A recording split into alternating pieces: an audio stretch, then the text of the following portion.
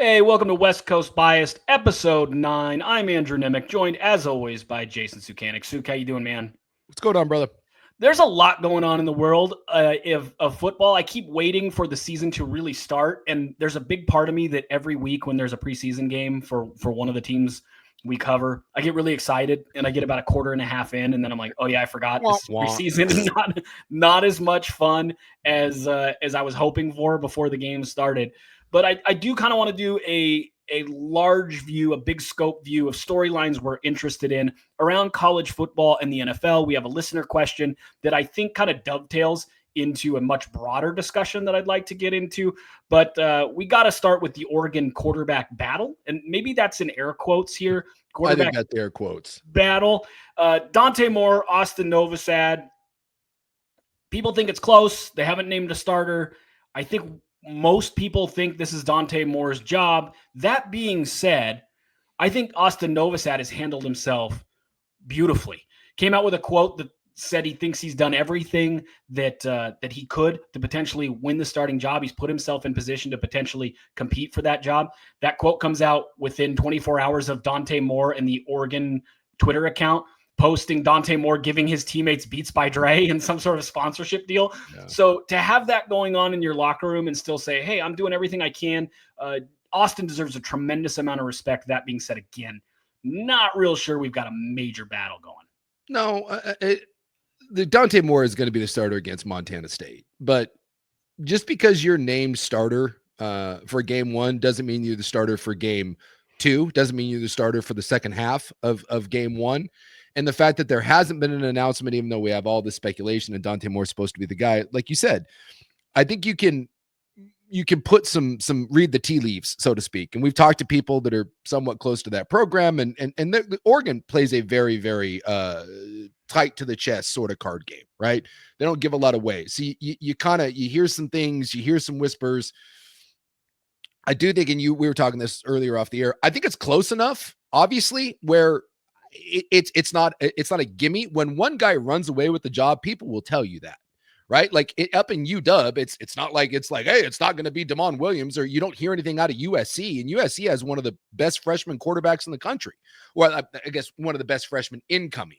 5-star number one kid. You don't hear boo, right? From down at USC. Look at Oregon State. Malik Murphy comes in as a transfer. Exactly. No one's saying there's a quarterback battle. It's like it's Malik Murphy. Ben Branson at Stanford. Sorry, that was a cheap shot. Sorry, Come on, man. That's cheap. I'm sorry.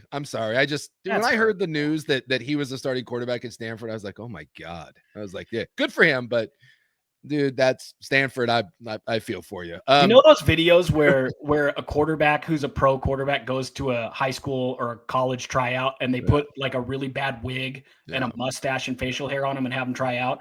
I'm waiting for Andrew Luck where they're like, go solve this Stanford thing. It's me.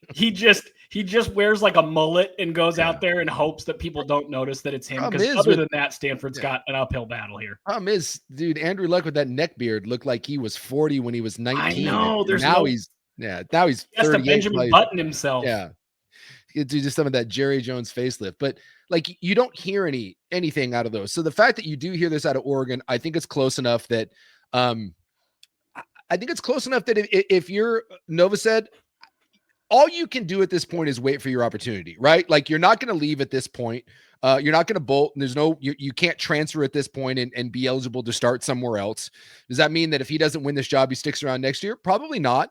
But all you can do at this point, you would think, and he seems like a pretty mature kid. He's saying the right things. This battle appears to be close enough that you have to stay ready. And that if Dante Moore, I played 5 years at BYU, and twice we went into the season with a starting quarterback, and by week 3, he was not our starter. One time we my freshman year, Paul Shoemaker. This is how bad it is. I don't remember the kid's name. It's Shoemaker or something. We started against UW and Marcus Tuiasosopo, team coming off the Rose Bowl. Shoemaker was our guy, right? That was Rashawn Sheehy, and that was a really good UW team. Chorak and anyway, they were really good. Shocking development, way better than us. And they came into our place and they stomped the mud hole in us. And by quarter 3, Shoemaker was benched and he never got the job back. It was done. And so and I'm not saying Oregon's going to go out and get stomped by Montana State. Nope. But if Dante Moore comes out in the first half against Montana State, and by the way, they didn't look great against Idaho last year. They didn't look good against Boise State. If the offense comes out and is kind of stumbling over themselves, the defense is playing great, and you've got let's say it's 17 to 3 into the second quarter, someone throws a bad pick. Dude, it's not out of the realm of possibility that you're like, hey, let's see what the other kid has. He comes in, lights a spark. Now we got a quarterback battle. And so if you're Novosad, I think that's all you can hope for. This is not a quarterback battle in the sense of week one starter. It's just not. I think this is funny because it threads a really interesting needle because, one, I think this means Dante Moore is not this absolute Heisman candidate caliber. Right now, yes. I think it's safe to say that. I think he has all the raw tools. I watched it in his high school film. You can even see it in flashes when he's running the pistol, which didn't fit him at UCLA. He's got a lot of potential. Sure. I also think Novosad spins a good ball, and you saw that in spring practices and the spring game. You saw that on his film. He can really spin it. I don't think this is a scenario where they have two bad quarterbacks. I think it's two pretty good quarterbacks, and I think both of them have tools to play in the NFL. Now, Novosad might end up, whether he transfers or ends up winning the job at Oregon. I think he's probably more of a late round pick. I think Dante Moore has the ceiling still of a first round pick, but there's a lot of work to be done. Yeah. So in that regard, they're not hurting. That being said, if you're an Oregon fan and there's any part of you that says the fact that this is close means that Oregon has two great quarterbacks and this is amazing, you're reading this wrong. Yeah. This is telling you Dante Moore is not quite reaching the lofty heights that people initially bestowed on him coming out of high school, and that Novosad's probably a little better than even his 4-star rating coming out, that he's pretty good. I think out of all of this, if you're Oregon, when you come into a situation with this, if they can get B+, A- quarterback play for the season, you take it. Yeah. I don't think you're entering in the season going, okay, we're going to get that Heisman contender, Davey O'Brien type quarterback this year, Johnny Unitas Award quarterback this year. That's probably not what's going to happen. And the reason I say that is, again, no one ran away with this. And if Dante Moore would have, they would have just said, this isn't close. Dante Moore's dominant. The locker room would have said, it's clearly Dante Moore. This has to be close enough that the locker room goes, yeah, this is a real battle. This has to be close enough that it's not comical to not name a starter. Yeah. And in that regard, maybe you're threading the needle of that solid, again, B+, A- quarterback. But am I crazy for saying there's going to be a drop-off at quarterback this year for Oregon slightly from what Bo Nix and Dylan Gabriel have done the last couple of years? I think you've taken a step back. Oh my God, as you would expect to do with the brand new quarterback. Well, you had a Heisman Trophy finalist in Bo Nix. I mean, Bo Nix had two of the best seasons we've ever seen at Oregon. Dylan Gabriel led the number one team in the country through an undefeated season. This idea, I call this I'm going to go back because I always call this the Reggie Bush theory, right? If you remember when Reggie Bush was at USC, as good of college football player as you've ever seen, right? Yes. And you can, so I'll throw Matt Leinart. I'll throw those USC teams in. And we got to the point where there was always the next Reggie Bush coming, right? For like a decade. You know, Joe McKnight. I was told that Joe McKnight was better than Reggie Bush. And Joe McKnight was a fine, by the way, rest in peace, Joe McKnight, right? Yeah. Tragic thing. But yeah, I know, right? Like, yeah, I know. You had to, why didn't you bring that up? I'm a different guy. I just like this thing. I don't even remember the other USC backs. I just like I got told, or the quarterbacks, right? Whether it was Mark Sanchez and John David Booty and Matt Barkley, we were always told that the next guy at USC was going to be better than the previous version. We do this all the time. Right. You know, Clemson had this run at quarterback, right? I mean, that was a hell of a run when you look at the Clemson quarterbacks that they put out there, right? From Taj Boyd and then Deshaun Watson, and then we had Trevor Lawrence, and what were we told? DJU Uyunglele, better than all of them, right? Until they're not. And so we get told this, and then all of a sudden we wake up one day and we're like, they're fine players. Joe McKnight was a really good player. Matt Barkley was a really good quarterback. McKnight played in the NFL. Yeah. Yes, McKnight was a good NFL player. There were a lot of these guys that were good, but they weren't Reggie Bush and they weren't Matt Leinart. And USC went from being the best team in the country to a good team, right? And so this idea that the next one up is always better, I think Oregon has got a little bit of this, certainly at running back and certainly at quarterback. Because you look at the history of this position, Dude, there it is. Like, you look over the last 20 years, every year, Oregon seems to have a badass quarterback and like 2 running backs that are like, whoa. Like, if we're ranking those, if we go through, since the Joey Harrington days, dude, Oh, it's I even think you can go back, starting with that Rose Bowl team in 94. They had a run where on the roster, there was at least 1 NFL quarterback, 1 NFL running back, and 1 NFL tight end. And you can go through the whole list. Yeah. Achilles Smith, Joey Harrington, Kellen Clemens at running back. They had that Saladin McCullough, year. Then then it jumps up with Reuben Drones, Maurice Morris, Ontario Smith, tight end. Everybody knows that story. It's ridiculous. They've been loaded at those 3 spots. But every now and then you get a Braxton Burmeister, right? Every now and then you get a Dakota Prukup. It just it happens. And I'm not saying Dante Moore or Novosad is going to be one of those. No. But it just, law of averages say that, like, every now and then you don't necessarily strike out, but you hit a single. Like, you go from hitting doubles into the gap or hitting home runs in the left field, and now we're slapping singles. And there's nothing wrong with slapping singles, but it's not the same. Like, Ichiro's a Hall of Famer, but as great as Ichiro's not Barry Bonds. And so you do get into this where I think with Oregon fan, we get caught up with the next guy has to be better. And that's just not the way college football works. And I don't care if you're Alabama. I don't care if you're Clemson. I don't care if you go ask Michigan what their quarterback situation was last year. You run into these things where, and no one goes into the season being like, hey, we can't throw the football. Or no one goes into the season saying, hey, this running back stinks or this left tackle can't block.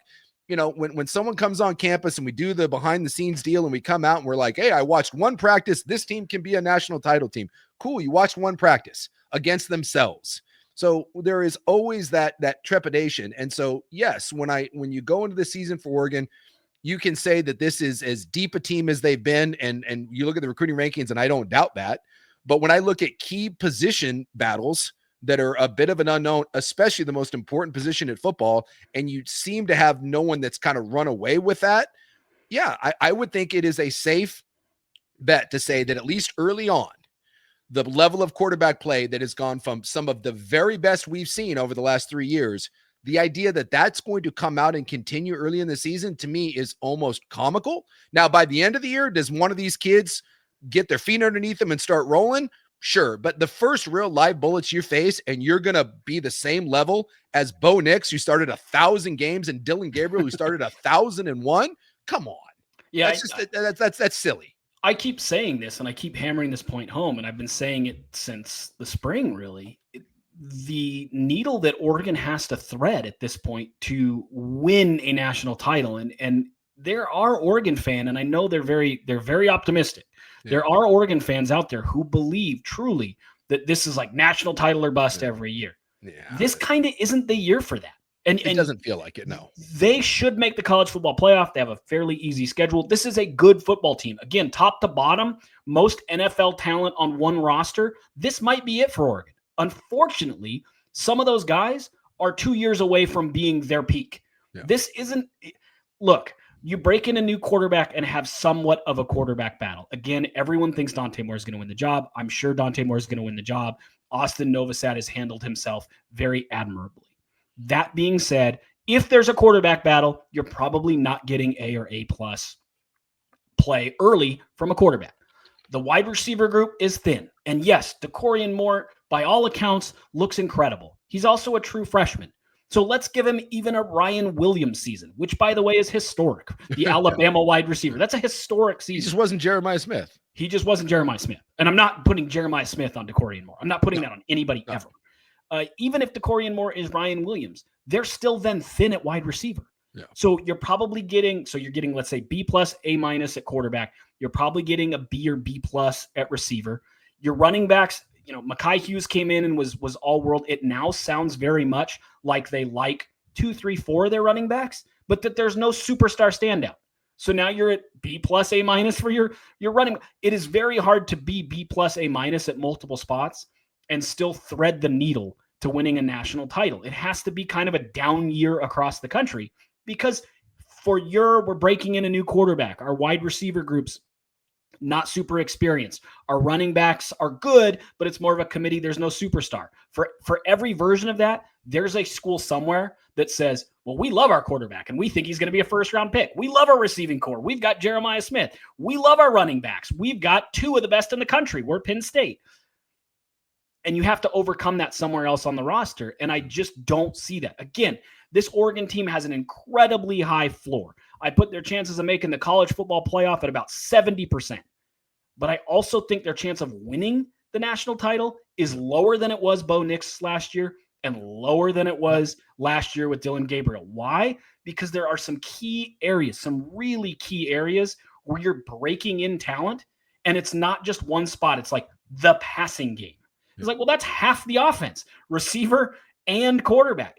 It's going to be tough for them to win a national title. An Oregon fan who's used to suddenly being in the conversation, a national title contender every year, needs to understand that being seventh in the preseason ranking, even if they're 11-1 and you go, hey, we're fourth now, we're better than seventh, you're probably still roughly the seventh best team in college football this year. Well, it reminds me a little bit of last year at Clemson. By the way, I think Clemson's going to win the national championship. I do too. Clemson's my pick. Yeah. Clemson's really good. And you look at Clemson last year and it was kind of viewed as one of those, hey, we can be good, but maybe we're a year away. And right. Clemson found a way to get into the playoff, make some noise. And now you look at Clemson coming back with one of the best rosters in the country. And they got some guys that were able to come back that they convinced to come back. I think they have 3 players in the top 25 and on Pro Football Focus's top 100 players. And that's something that I think Oregon may be out a little bit. You get one of these quarterbacks that hits, you get another year of DeCorian Moore, another year of this depth. Sadiq comes back next year if you can convince him to stay, right? Maybe you convince a couple of the guys that are borderline first, second round picks to come back and chase this one more year. And maybe next year it's going to pop. I do think Oregon makes the college football playoff because I think their schedule is soft. You can lose 2 games. That's the thing. 2 games in the Big Ten gets you in. And so even if you lose to Penn State and you say they trip against USC or they trip against Washington, maybe at the end of the year, I just don't think Oregon loses 3 games. I just think they're too talented for that. The talent gap is too great. So, that's why I brought up Clemson last year. Clemson was a really good team and got into the dance. Was Clemson a national title team? No. They weren't even really a contender. No, but would it shock anybody if Dante Moore was on the same trajectory as Cade Klubnik? No. Cade Klubnik was fine last year. Now he's in the discussion for 1-1. Would it shock me if Dante Moore was really solid this year and then next year with more experience is that guy we're talking about as maybe 1-1? Not at all. TJ Parker, considered the best edge in this class. Would it shock me if Mateo Uiagalelei has an 11-sack season and suddenly you're saying, okay, well, now he's the favorite to win the Nagurski Award? Can you keep him? Can you get him to come back? Because that's where, some of these seasons, like with Ohio State last year, some of those guys, and they weren't necessarily first-round picks, but the Jack Sawyers and stuff. JT Tuimalau, Jack Sawyer. They got him. They got him to come back. And Sean Judkins. And maybe in this world of NIL, you get guys that aren't, look, if you're a top 10 pick, you go, right? Yep. But if you're one of these guys that's going to be a pick and maybe you're going to be 25, maybe you're going to be 35. Hey man, with revenue sharing now, we're going to give you a couple $1 million. We'll throw another couple million at you for NIL. Quinn Ewers, we would have made more for coming back and playing somewhere other than Texas. And so maybe some of this is now where we're going to get some better teams year after year that get stacked together. And we end up, I'm not saying super teams, but we end up with better teams than we would have had years ago because these kids would have left. And that to me, I think is the exciting thing for some of these teams that have good years, but maybe aren't quite there. They don't quite have the juice to get over the top. You don't have to completely retool every year. If you can convince those kids to come back and chase this. And it does feel like more and more kids are willing to take the college money, live the college lifestyle, not have to have the grind of the NFL and enjoy the college life while still making a couple $1 million. Yeah. I just think in general, I think Oregon fans going to act like we're really down on them. And if someone's saying you have a 70% chance to make the college football playoff, or I think they're in, no one's taking shots at you. no one's taking shots at you. It's time to have a realistic conversation. They have no proven go-to wide receiver. People don't want realistic conversations. We want outlandish takes and all this. We can't do that. Yeah, you have to have hot takes. We're living in a world now where nuance doesn't exist. You're either right or left, or you're this or that, and you just it's hard to have rational conversations. We got a listener question from Ryan about the hot seat among two of college football's coaches' biggest names, Brent Venables and Lincoln Riley. Yeah. Whose seat do you think is hotter entering the season, and whose seat do you expect to be hotter by the end of the season? That's a good question, because I think both Venables and Riley do have some expectations. I think we are living in a world now, especially at USC. Buyout is going to play a big role in this. You didn't see a lot of coaches get fired last year, because remember, some of these buyouts aren't just you're buying out the head coach, you're buying out the entire staff. Right. Like, if you fire Brent Venables, and again, I'd have to look and see, maybe I'd have to see what those contracts have for buyouts. But let's say that Venables and Lincoln Riley each have 40 million left on a buyout, right? Riley's is huge. I don't know on Venables. Yeah. And Lincoln Riley's is big. I know that. But let's, because, and we saw what Texas A&M bought out Jimbo Fisher to the tune of 70+ million, but A&M might be a different animal, and A&M might be different now than they were a couple years ago. But let's say you're in the neighborhood of 40, 50, 60 million bucks, somewhere in that. And you buy out Lincoln Riley, and now you're going to have to go pay a guy. I'm assuming if you want a big name, you're not getting a name at USC for $2 and $3 million bucks. Nope. Even an unproven guy like a Dan Lanning coming in out of Georgia, you're paying him 3 or 4. And by the way, if he does well within a year or two, he's up there with the 9-10s like everybody 100%. Else. And now I got to buy out my general manager, because the new coach doesn't want to work with someone that's not his guy. You got to buy out his entire staff. I mean, that's the other dirty thing in this, is it's not just buying out the head coach. When you fire a head coach and you bring in a new staff, you have to fire all the old staff. Right. And now you got to, and now you have to hire that whole staff. I mean, some of this is, you're talking about potentially of an $80-90 million swing in buyouts and hiring the new guys. And in this world where now we're having to shave off an extra 22 million or whatever it is to do revenue sharing on top of the NIL, USC is facing a school-wide 200. They're, by the way, they're short 200 million for that school. Like the school announced, not the athletic program. The school came out and was like, yeah, we're short a couple $100 million bucks. That just means you're poorly. Can we just be honest? In the college institution, in the landscape of college institutions, if you're that short, you're failing. Your administration's failing. That's embarrassing, especially if you have the athletics to build a big brand, because you make a lot of money and you also get higher admissions based on brand. We go back to Joey Harrington in the year Oregon made the Fiesta Bowl. The application percentage went up by 40% the year that Oregon beat Colorado in the 2001 Fiesta Bowl. If you win in sports, kids want to go to your school because they want to partake in that culture. So the fact that USC is really good, becoming really good in basketball again, good at women's basketball, they might win a national title with Juju and Jazzy Davison, and they still are at this big a pitfall. That's embarrassing. It's absolutely embarrassing. Okay, so I did a quick look there. And so the answer to the question is, who's on a bigger hot seat? Is Brent Venables.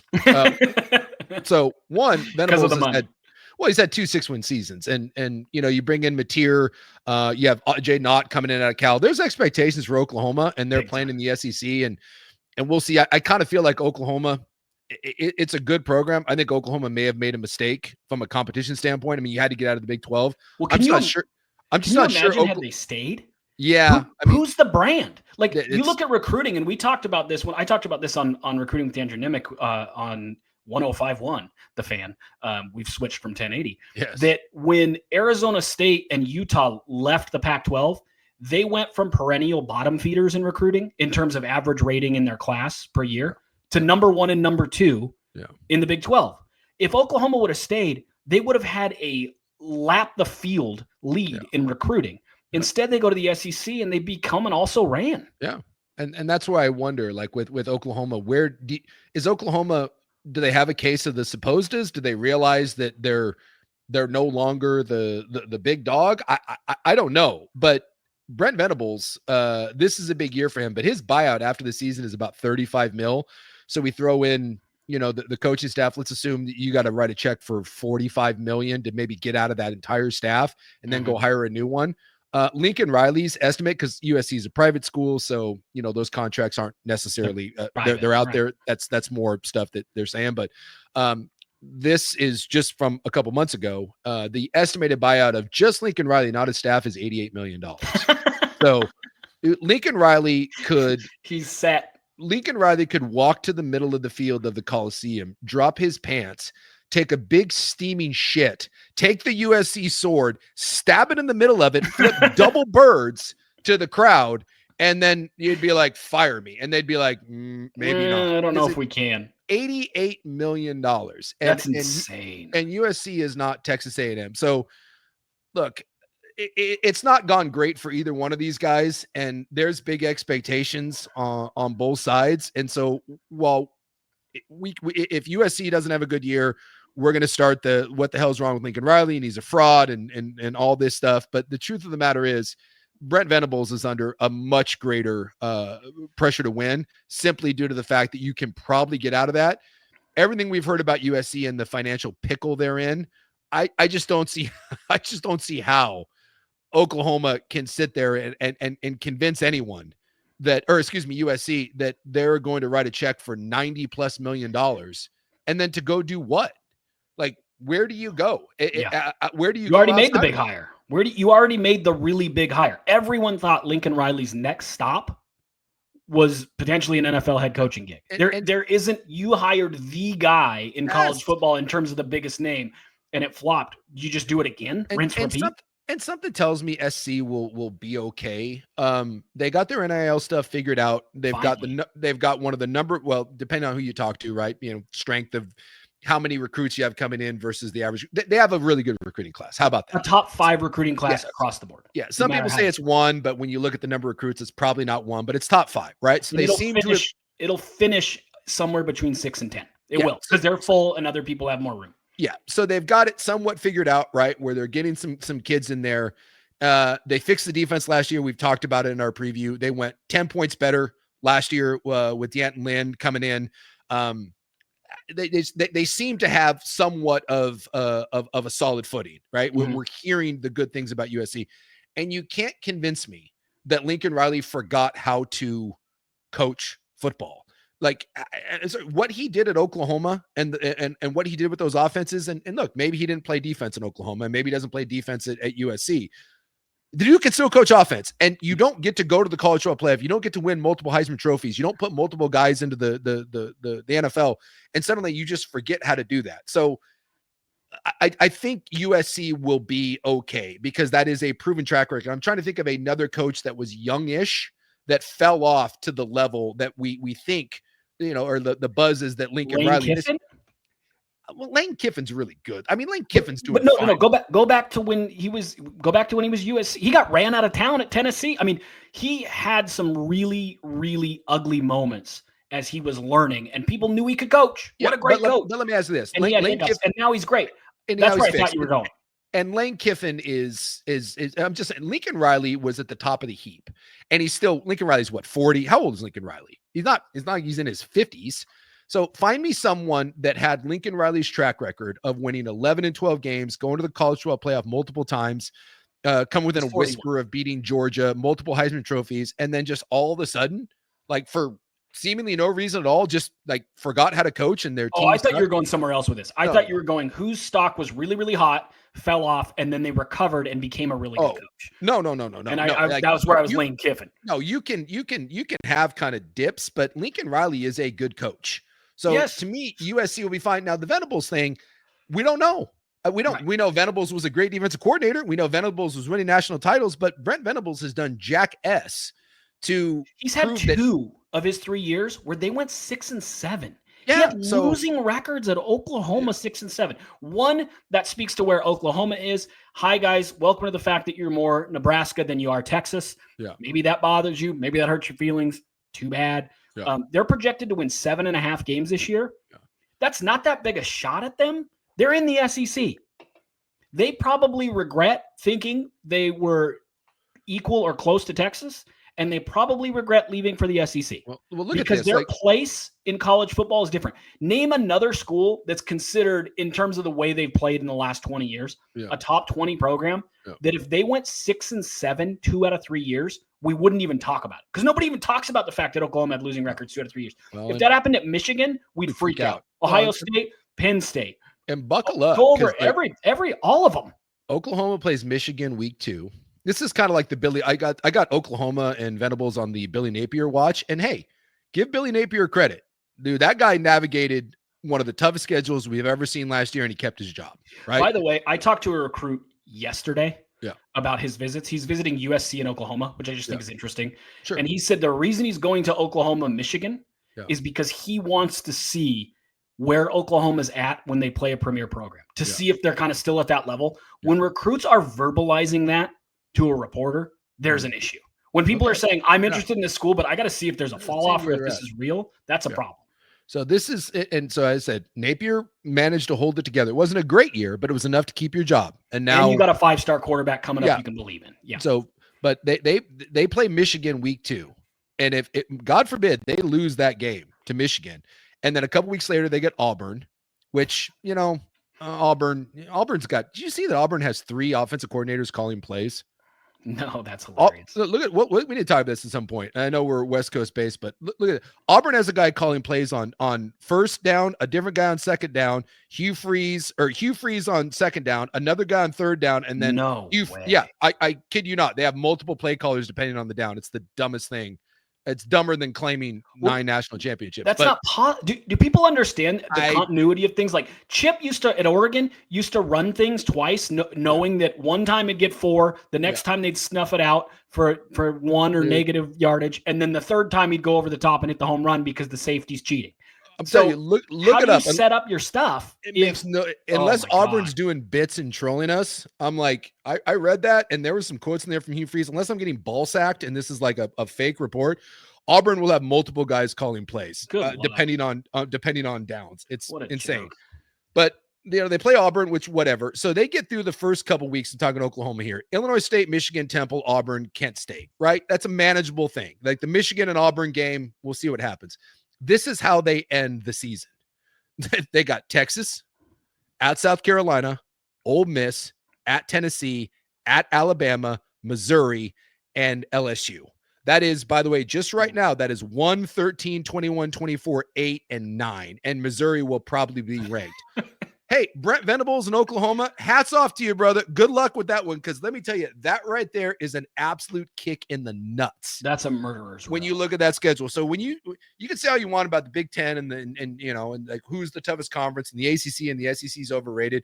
This is where I'll defend the SEC to the day I die. They're pompous. Not every schedule is created equally. Look at Missouri's schedule. They don't play anyone. It's joke. It's like Indiana's schedule. But there is not another conference where you can say that you have a stretch of Texas, South Carolina, Ole Miss, Tennessee, Bama, Missouri, LSU. You don't. It doesn't exist. And if Oklahoma played in the Big 12, Oklahoma's a college football playoff team, and they've played in the ACC, they're a college football playoff team, but they're not. They're in that conference, and they're lucky. They'll be lucky to get through that thing.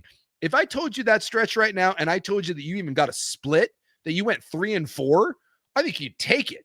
And that's how nasty that is. Like if I'm Oregon or if I'm USC, like I'm big on UW this year. And I think UW can be a 9, maybe a 10-win team. Tell you what, UW's not winning 9 and 10 games if that's their schedule. Right. To take this back, who's in more trouble? Brent Venables is in more trouble than Lincoln. It's not even close. It's from a financial standpoint, from an on-field standpoint, from a competition standpoint. Brent Venables is up against it. I hope he manages to save his job. He seems like a good dude. People speak highly of him, smart guy, but I just think he's in over his head. And John Mateer and Jay Nod, I don't think are saving you from that. John Mateer, just for what it's worth, on film, he pops. And I did maybe place a small wager on him to be the number 1 pick. Okay. We are starting to get the John Mateer buzz. Steve Palzolo, who used to work at PFF, now has his own podcast, a podcast with a co-host of his. He tweeted, I got a tweet from a coach or scout yesterday, and the tweet was just John Mateer. Yeah. There's real buzz that he's really, really special. Yep. That being said, I don't know if any quarterback right now in college football is special enough to get an Oklahoma team through those rough waters unscathed. That's a major one. Speaking of little bits of tidbits of news yesterday, did you see that Bruce Feldman's list of the college football playoff teams? Yeah, I did. Oregon not on it. Jeff Schwartz, former Oregon offensive lineman, who was at Oregon at the same time I was. Tweeted him. He's like, hey, where are their losses? And I know this little West Coast bias podcast thing we've got going is still in its early infancy, but we said this Washington team's pretty good. Feldman says, I think Oregon loses to Washington. Yeah. That doesn't shock me. No. And an Oregon fan, we answered a question a couple of weeks ago. Is the Oregon-Washington rivalry essentially dying? And it's now Oregon-Ohio State. No, you might be playing that game for either Washington making the college football playoff, Oregon making the college football playoff, one of them getting a big bowl game. That's going to be a huge game this year. And I'm telling you, it's going to be a better game than Oregon fan realizes right now. Right now, it's like, Washington sucks. Washington does not suck. And Oregon, you've got questions at receiver. You've got questions at quarterback. You're not as star power at running back as you thought you were. Your O-line's pretty good. We don't know about defensive tackle. One of your standout defensive backs broke his leg. There's questions with this Oregon team, whereas Washington starting to figure some things out. Yeah, there's a lot of buzz, and I've been kind of leading that. I've been high on Washington. If you've listened to our show, I'm high on Washington. I think Washington's going to be a surprise team. I'm fairly high on USC. In fact, I think I said at the beginning, Indiana and Illinois, the two kind of darlings of the Big Ten right now, outside of the big 3 or 4, Penn State, Ohio State, Michigan, and Oregon.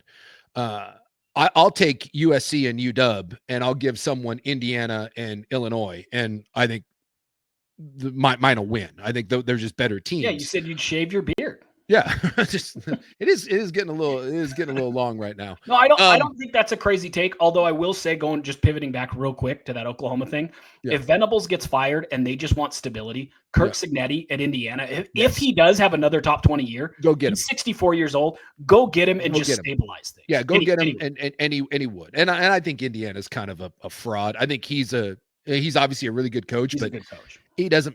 They don't play anyone. And when they did play anyone, they got exposed. And I just think Indiana, again, doesn't play anyone this year. I think Indiana Indiana knows, don't go play anyone tough because they're not there yet. I at least respect Indiana seems to know who Indiana is. Yeah. They're not under any false pretenses. We've arrived. They're pulling the Bill Snyder. Dude, just hide from everybody. Beat 3 or 4 bad teams in your non-con. Beat the bad teams that are on your schedule, and then you've got 3 real games a year, and hopefully, you win one of them, and then you can. Yep. Yeah. But I look at Oregon's schedule, and I do think Oregon's a playoff team. This is where I'll agree with Schwartz. If we're going to say at Penn State is a loss, I don't think. Again, I'm not an Indiana guy. Rutgers, Wisconsin, Iowa, Minnesota. I suppose. Stuff happens in the world of college football. Last year, you went on the road to Wisconsin. Wisconsin wasn't very good, and they gave you a tough time. So I would say at Iowa. End of the year could be something if you're not playing well, but I said all along, I think the Oregon season is going to come down to USC and Washington at the end of the year. And if we're saying that if there is an upset, it'll be one of those. And then if we're going to give them the loss, this goes to the Jeff Schwartz question: where are their losses? And I'm not saying they're losing to Penn State, but that's the one that you could circle and say, that's a loss if it's going to happen. Yeah. And then if we say that the other upset would be USC or Washington, that's 2. That still gets you in. If Oregon loses to Penn State and they lose to USC or Washington, they're still in. They're 10-2. They're in. And then that comes to, is there a fluky loss? Remember, Alabama lost to Vanderbilt last year to keep them out of the college football playoff. Dumb crap happens at the end of the year. So the only way Oregon doesn't make the college football playoff is if they have a dumb loss. Yes. And that would be Indiana, Wisconsin, Iowa, maybe Minnesota. Do you have a dumb loss in there? Stanford always had one of these back in the day where they would lose to Northwestern or someone, for God's sakes. And you're like, how? Anytime you have a good team that misses a playoff, there'll be one of those where you say, how? USC way back in the day to keep them out of the old national title, that they would have one. So, and Oregon under Dan Lanning hasn't had these. That's the one, where there's a lot of things you can say about about Oregon. They haven't had these types of losses. They've lost the games. They've lost almost all of the games you thought they'd probably lose, with the exception of at Ohio State a couple years ago. And in some cases rather badly, worse than you'd think. But they beat everybody that was a question mark. So USC and UW would be upsets, but they wouldn't be, in my opinion, like, oh my God, how does that happen? So I still have Oregon. If you're not picking Oregon to be in the playoff, again, you're just kind of trying to be in a contrarian, because the schedule sets up. It's one of the most talented teams in the country. And I give Dan Lanning the benefit of the doubt because he hasn't lost these games. So until you lose to Indiana, until you lose to Wisconsin, until you don't show up on the road against, Iowa, then I have no reason to not believe that you will do what you're supposed to do, which is beat teams that you are infinitely more talented than. And every team on their schedule, with the exception of Penn State, USC, and Washington, you are infinitely more talented than, and you're still more talented than every team on your schedule, but it's not, the gap isn't so great with those three. And I don't believe that they're going to lose all three of those games. So to me, Oregon 10-2, still in the college football playoff. And then what happens when you get in the college football playoff? Who the hell knows? Because, we didn't have Arizona State last year, giving Texas all they could handle. Right. And I want to be clear too here. When we point out that Feldman has Washington beating Oregon, and we say we've been beating the drum for Washington, I think we both say Oregon's a 7-ish or more point favorite against Washington. It's no one. We're not sitting here going Washington should be favored. They're going to stomp Oregon. Nobody thinks that. It just wouldn't be shocking. Washington is better than people think. I think they're a top 25 team this year. And I think Oregon is rightfully around 7th. And I don't think Oregon should be 1, 2, or 3 this year. There's just too many questions. And by the way, sitting here on, what do we got? August 21st, the idea that anyone, and I mean anyone in this business, has even the remote inclination of knowing what Oregon or USC or Washington or anyone is going to look like come December 1st is just, and anyone that tells you that is silly, because you have injuries, you have freshmen developing. There could be someone that comes out of nowhere. I mean, there's just no possible way to go. Well, look at last year. No one would have said Arizona State and Boise State both get automatic bids into the next round, that Indiana makes the playoff, that Alabama doesn't because they lose to Vanderbilt. There was a lot that transpired there. Look at Miami. Last year, everyone thought Miami's going to be fantastic. And if you'd even fast forwarded and said, okay, Miami, it ends up that Cam Ward's the number 1 pick. You'd go, oh, well, then Miami's in. Well, Miami was on the bubble, and even at that, they got lucky in a couple of games, and the officials gave them a Hail Mary touchdown or called out a Hail Mary touchdown that should have given them another loss. So we don't know. The rough ballpark. I think we know generally tiers, and even at that, injuries, especially at the big positions, can drop you a tier or two. You lose a key quarterback, you lose a key player, it can really hurt you. And I think I do think Oregon fan right now, just in the conversations I've had with Oregon fan, is a little too quick to call things automatic, because college football playoffs not automatic. It's likely, again, 70% chance, but nothing's a given. And if you start doing it's guaranteed for us, look at Ohio State, and they ended up winning the national title, just like everybody thought. Even that was a rocky road along the way. They lost to Michigan. Yep. I mean, you just never know. No. Storylines. I did want to touch on this before we go. I think this is a really interesting year, and for college quarterbacks. I think there are years where we kind of know who 1-1 is, and I think there are years where we have no idea who 1-1 is, and 1-1 being first round, first pick. But we know it's a really down year, and there probably aren't going to be very many guys. Or we think it's a strong class, and then we have a strong opinion again about 1, 2, 3. This is a really unique year. I think there are like 7 guys that could end up being in the discussion to be first-round picks, and maybe more. And we all kind of agree this is a strong quarterback year. Mm-hmm. But if you ask anybody to rank them, people will say Drew Aller. No, I don't like Drew Aller. Cade Klubnik. I don't like Cade Klubnik. Garrett Nussmeier. You'll get people that say they love Garrett Nussmeier. You get people that say, I don't like Garrett Nussmeier. Arch Manning. There are people who say, well, he's not coming out no matter how good he does. He's going to be a next year guy. Dante Moore is a guy people talk about as having first round potential, but we don't know. Can you remember a year that people just automatically assume strong quarterback year? If you are drafting a quarterback, wait till next year kind of thing in terms of the NFL dialogue. And then when you start naming names, who's the guy that's a shoe-in top 10 pick? There isn't one. Even Arch Manning might stay. And his grandpa has said he will stay. Well, let me do the Arch Manning thing here. Is obviously he's the and people love to keep receipts on this. And I've said, look, if Arch Manning turns out to be Jesus, then, I'll raise my hand and be like, I was wrong. I do not understand where this is coming from. If his name wasn't Manning, he has 2 starts, 2. Now, one of them was really good, but it was against the worst defense, like literally in the SEC, and one of the worst defenses in the country in Mississippi State. The other one was against, Tallahassee JUCO or whatever. He's played like one meaningful game, like in his life. And that's it. I would also like to point out that Quinn Ewers was a very average quarterback. He just was. And Texas wanted Arch Manning to be the starter, and he couldn't beat out Quinn Ewers in 2 years. Quinn Ewers got benched last year twice, and they tried to make Arch Manning the guy. Couldn't hold on to it. And Quinn Ewers ended up being, what, a 6th or 7th round draft pick, and may struggle to make an NFL roster.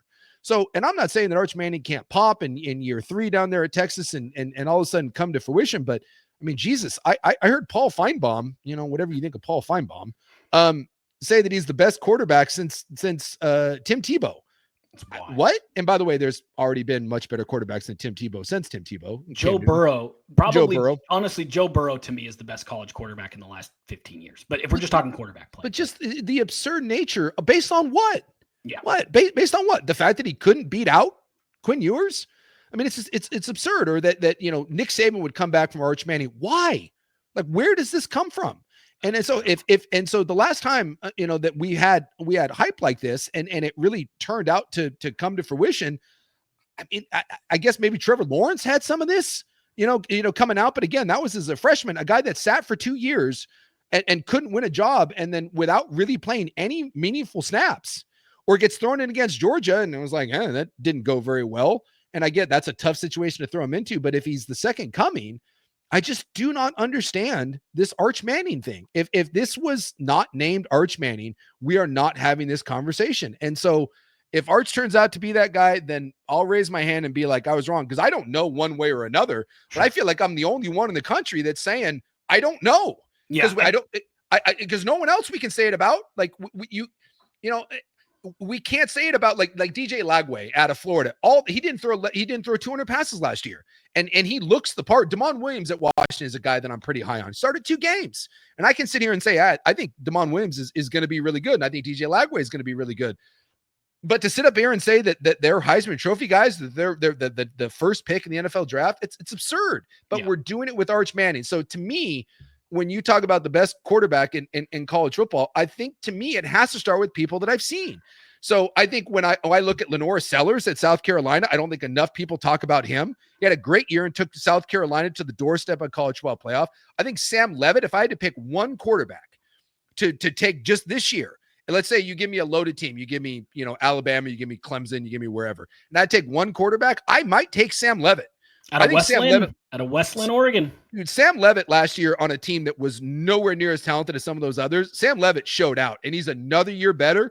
So to me, I think Sam Leavitt, I think Mateer, and I think Cade Klubnik. If you want to talk to me about my top 3 quarterbacks, I will go there. And then with a side of maybe Nussmeier, I don't really believe in Carson Beck. I think Carson Beck never really showed me much at Georgia. Good luck down in Miami.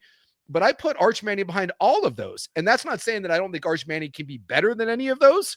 But I have seen with my own 2 eyes, every one of those guys elevate a average team.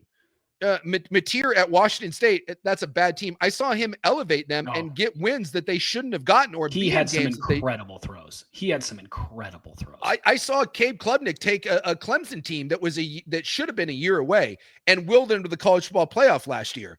I saw Lenore Sellers, again, take a South Carolina team and take him to the doorstep. They were 1 win away and still could have been considered a college football playoff team last year. They were one of the I think Alabama and South Carolina were the last 2 out. And if you want to throw Drew Aller in that, all of those quarterbacks to me have shown the ability to win big games or elevate worse talent to better heights.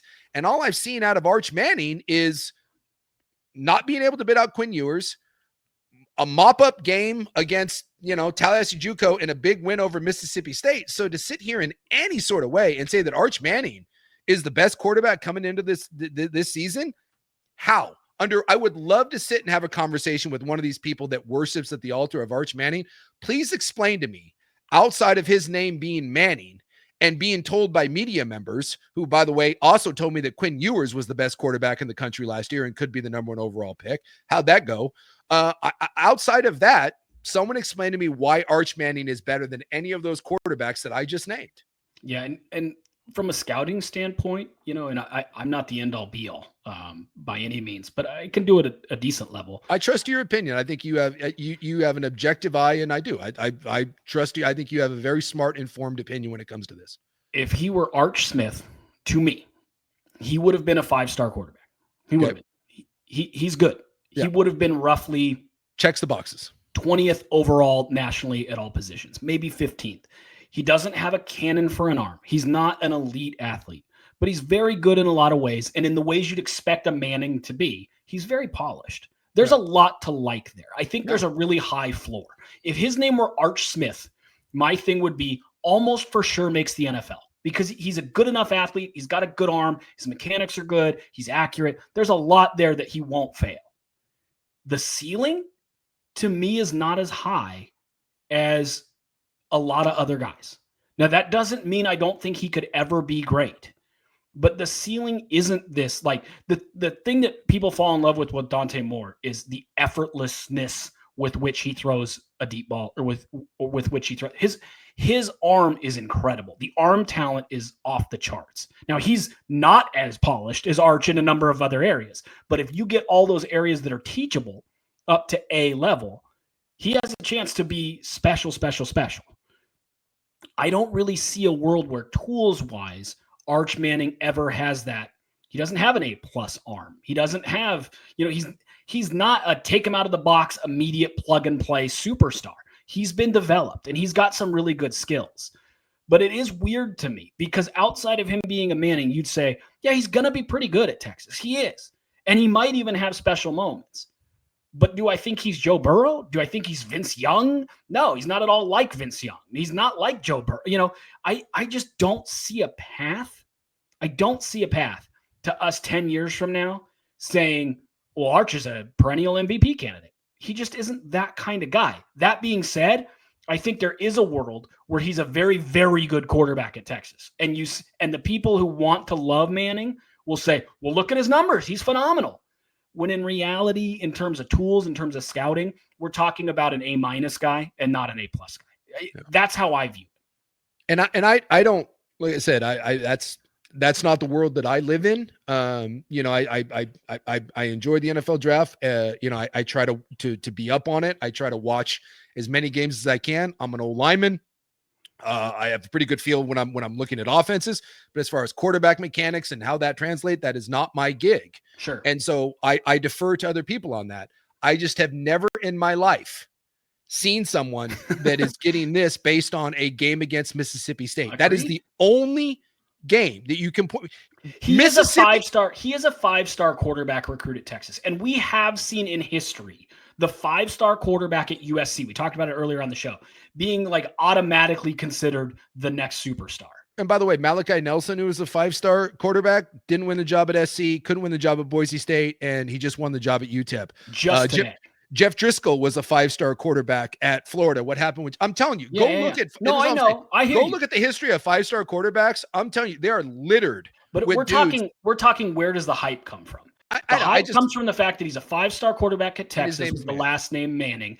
And when he went there, he wasn't, he has a high floor. So he wasn't by any stretch going to just be a bust, right? So when you bring up the Jeff Driscolls and you bring up those, part of that is they were busts immediately. Like it was a problem. Yeah.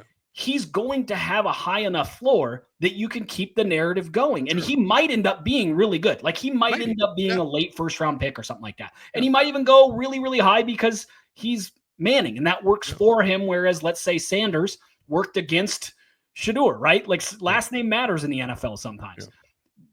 So you can't really put that, like we've seen 5-star busts all the time. He's at least carried his own water so far at Texas, and he's still a 5-star, and he's still next man up at Texas. And Texas always thinks we're back. They think they're back every year. So of course they think their 5-star quarterback named Manning is going to lead them to the promised land. I think we know where it comes from. It is a little absurd. And this is sort of my critique on all college football. commentary at this point anyway. Unless you are absolutely just beating the drum for a team, people don't want to hear from you. Yeah. Like if you're logical about Oregon fan gets annoyed. Yeah. If you're logical, like Paul Feinbaum is such an SEC honk. Yeah. They love him there. Yeah. Everybody else kind of rolls their eyes at his nonsense, but it doesn't matter because he's got a passionate fan base in the SEC. Josh Pate, really informed, one of the most connected dudes in all of the college football world. He is. He's kind of always going to beat his drum, and he's not going to go out on a limb to say, like, this guy's not going to pan out, or I don't like this coaching staff. It's always positive. And you could say, well, they're kids, they should be. Someone, somewhere, needs to hold people's feet to the fire a little bit. And the college football world has just become a whole bunch of reporters who want to highlight the big names and talk about how great everybody is. Yeah. Instead of ever having, you don't see reasoned takes coming from anywhere in the college football world anymore. Yeah. And that's disappointing. And well, but I guess that's just the landscape that we're in, because they say it's like in the NBA, right? No one plays defense and no one has mid-range jumpers because you get paid off of highlights and shooting threes and dunks. And I think that's kind of where we live in this media world now, is the way you get big and the way you get clicks is to say outrageous things and to say that Arch Manning is the best quarterback since Tim Tebow. And had Arch Manning played last year, they would have won a national championship. So like that, those are, by the way, are words coming out of one of the biggest voices in college football. When Arch Manning was a sophomore going into his junior year, Max Preps wrote as a prediction that he would be the best Manning in the family. So, I mean, do people understand how insane that is? He's going to be better than Peyton Manning when he's a sophomore or junior in high school. Yeah. That is insane. Yeah. And that's what I'm saying is like that stuff is what is now gets people to pay attention. So whether or not anyone believes any of this crap, or this is just the horse crap that they throw against the wall because they want people to get clicks. And this is the part that kind of bothers me. I've been doing this for 20 plus years. And you know, it's unfortunate that I think a lot of this gets rewarded, because it is what, like, I'm convinced that ESPN does this worse than anyone. We'll get into a time of the year where there's nothing really going on. So we get Ryan Clark, or you get, you know, Paul Feinbaum or whoever, you know, Stephen A, you get one of these dudes, and they just say the craziest shit you've ever heard in your life. And they throw it out there. And then the rest of the shows on the network talk about what they said for like a week. As if that's a talking point, as if that's a real news piece. And so what becomes is you create your own narrative. If I stand up here and you know, and say just the most ludicrous thing ever, and then I get everyone that I work with gets to talk about what I said, and then we're like, well, that's the narrative out there. And I'm like, is it the narrative, or is it just one moron? I don't want to say moron, but one person just kind of being a hot clicky thing. It'd just be but when that happens, I think Oregon's going to go 6-6. No one really thinks that, right? No. And then if Dirt and Sprague on 105.1 were like, "Hey, expert predicts 6-6 season," it's like, well, that's not real. I mean, it's fabricated. But it becomes this thing and then when you see it work, and then, okay, well, I need to replicate this because, you know, I saw how big this guy gets and I want to do that. And so we've gone to this sort of, we've gone into this world now in sports media where it really has become kind of a shock jock. How can I one up you with the most ridiculous thing that I've said, and how much of a homer can I be? How out on a limb can I be? And that gets rewarded. And I don't know. I mean, I get it. If that's what people want, it's just as someone that tries to be a little more nuanced, and I don't have a dog in the fight. I'm not tied to any one team, even the team I played for. I'm not out here stumping for them. Right. It gets a lot. It becomes a lot for me to handle.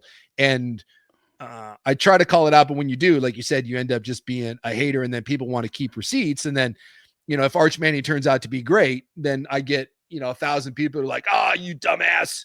You said Arch Manning wasn't going to be good. And I said, no, I don't. There's no reason to crown him yet. There's no reason to crown him yet. There's no reason to say that he is a promising guy, but to say Arch Manning is the best quarterback in college football right now is objectively, it's irresponsible. It is a silly statement, because Arch Manning has proven nothing. And we have 5 or 6 guys that have actually proven quite a bit. So if you want to tell me that Arch Manning could be the best, fine. But I named all of those quarterbacks right now that are infinitely more experienced and better than Arch Manning. And you know, Well, and that's not my opinion. That is a truthful argument. And I try to deal in facts, and I try to deal in as close to a certainty as you can get in our line of work. Obviously there has to be projections, but I like my projections to have something to back them on, some sort of real backing, as opposed to, well, everyone says this, so I'm going to run with that. And it's groupthink. And I heard Arch Manning was great, so Arch Manning's great. That's where I've been drawn to. And you asked me about this before. Why are you such a draft weirdo? Like, why are you? And you are a draft. Total weirdo. You have a weird obsession, and I love to make fun of you for it. I do. But where it comes from, in part, is becoming more knowledgeable about college teams, because I'm already doing draft prep for next year. So I already know kind of who to watch and what positions to watch for next year for these college teams. So now I know what to look for with these college programs.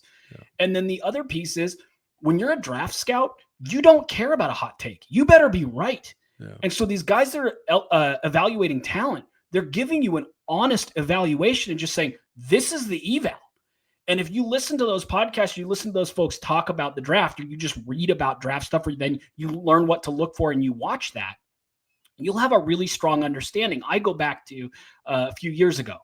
I said, and you agreed with me, Oregon linebacker Noah Sewell is nowhere near a first-round pick. Yeah. It's not even, it's laughable that anybody would consider. And he's a good football player, and he's going to be a day 3 guy. And because he's such a thumper, and he's a downhill 1980s linebacker, he's got a chance to stick on a roster and play for a long time. But there's no chance.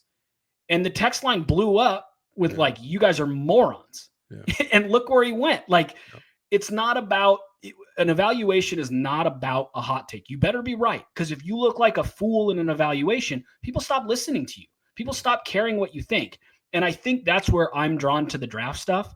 I like honest evaluation that makes me smarter about college football. I hope this podcast does that in part.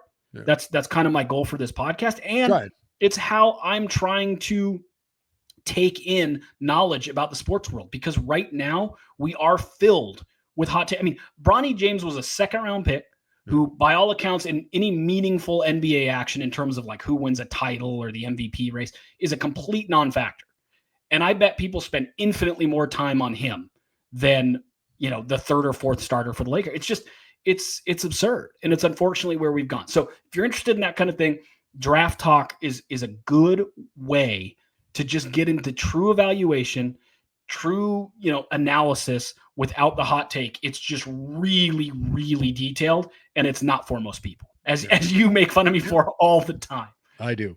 I would ask you about your top 4 tight ends in this upcoming NFL draft, and who you like as a sleeper nickel corner, but I'm not going to, because look, you see the look on your face. You're like, nickel corner. Yeah. Let's go. You got some kid from Tulane right now that you won't shut that. I guarantee, like, in the next week, you're going to be like, hey, I'm going to get a DM, and it'll be like, hey, you asked me about the nickel. There's this guy at a Toledo. Let me tell you about him.